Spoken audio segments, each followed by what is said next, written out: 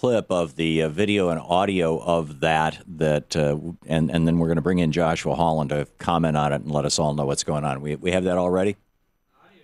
Okay, just play the audio. That's fine. Go for it.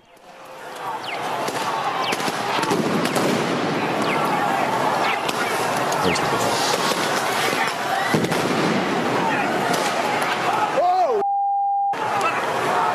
Hey, back up, back up, back up.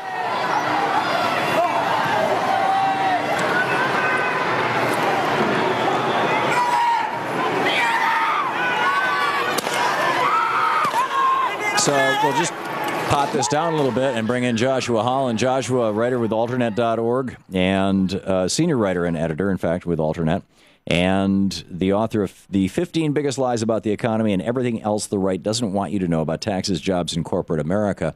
Alternet.org, of course, the website. Joshua, what happened last night in Oakland? Oh, last night in Oakland was quite a hectic evening of protests. There was round after round of approaches to the plaza where Occupy Oakland had been evicted the morning before. And each time the crowd got there, they were warned, they were given an order to disperse. It was pretty Orwellian, actually. They got on these loudspeakers and said, if you do not leave immediately, you'll be subject to arrest, and we will deploy chemical weapons, and you may be seriously injured in the process. And then they did just that. They deployed tear gas, flashbang grenades, which are pretty frightening up close. And they can also damage the retina if you look at them. I had one land maybe 2 feet away from me, and it left me shaking for a couple of hours. Yeah. And less than lethal projectiles. So rubber bullets are, by the way, metal bullets covered in rubber. Right. Yeah, there has to be a certain mass for them to go flying out of the gun. Yes. You know, the thing that I think a lot of the media misses is that after any of these incidents between, clashes between protesters and police, there's a tendency to point fingers, who instigated what, who provoked what. And what that misses is that long before any act of violence occurs on the street, there are various command decisions made that influence whether a crowd of protesters that we know is a volatile situation is going to release some steam, release some tension, or if their crowd control techniques tend to build tension. Last night, before any violence that I saw occurred, the police decided to block protesters from approaching any place where they wanted to go and protest. And I think that kind of ratcheted up the tension in the crowd to a degree that at some point the police officers were a little bit thin on one line, and they were trying to basically block a whole series of side streets to keep protesters from approaching the jail where 105 people are being held, according to the National Lawyers Guild observer on the scene. Still being held. And what's that? Still being held.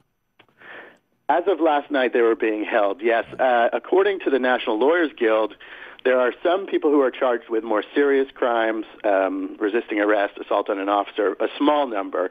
The vast majority were charged with remaining on the scene of a riot or disorderly conduct. And at some point in the next couple of days, a large number are going to be cited and released. Some will be held until they're arraigned Thursday or Friday. Is the theory here of the police that if they just keep arresting people and holding them, eventually there won't be any more people to show up? The idea is that you do take people off the streets for a few days. I think that it's a rather counterproductive strategy. I saw more people in the evening after these arrests than I had seen on Saturday, for example. So, which was a big day. If the idea is to, suppress these protests by arresting people, I don't think that that's a very wise or far-sighted strategy. The mayor's name is Jean. Is that a male or a female, Jean? Jean Kwan, that's a female. And female. Okay. She's rather unpopular right now in Oakland. They've started a recall petition right. Just the day before yesterday. I think it's important to understand that this is all occurring against a backdrop of a great deal of distrust between the mayor's office and the police department in Oakland and the community, all of which long preceded Occupy Wall Street or Occupy Oakland. Well, and arguably, in fact, goes back to the 70s. I mean, it's... At least. Yeah. I would think it goes back further than that. Yeah. Read Dashiell Hammett's novels. I mean, it goes back to the 20s, right? Exactly. So in the minute we have left here, Joshua Holland, is this radicalizing the movement, or is it solidifying the movement? What's the net effect of this police violence? Well, from what I could discern, speaking with protesters, it increased rather than decreased their resolve. I don't see this ending anytime soon, and that's a real question. What is the end point here? The Oakland Police Department is now guarding a piece of public space with hundreds of riot police. And I don't know how long they're going to maintain that, but the protesters have vowed to reoccupy that space as soon as they stop. Is the police department taking the position that you can be here except not during the curfew hours overnight? That's right. You can. Well, yesterday it was completely closed, and I imagine it's closed today, although I have not been out to Oakland today. But they say that eventually when they get it cleaned up, it will be available to protest, and I think the hours are, a police officer told me, maybe 7 a.m. to 10 p.m., something like that. Yeah, okay. Which, well, as we've said before, it seems like, our permit to protest is called the First Amendment. Joshua Holland, Alternet.org. Thank you.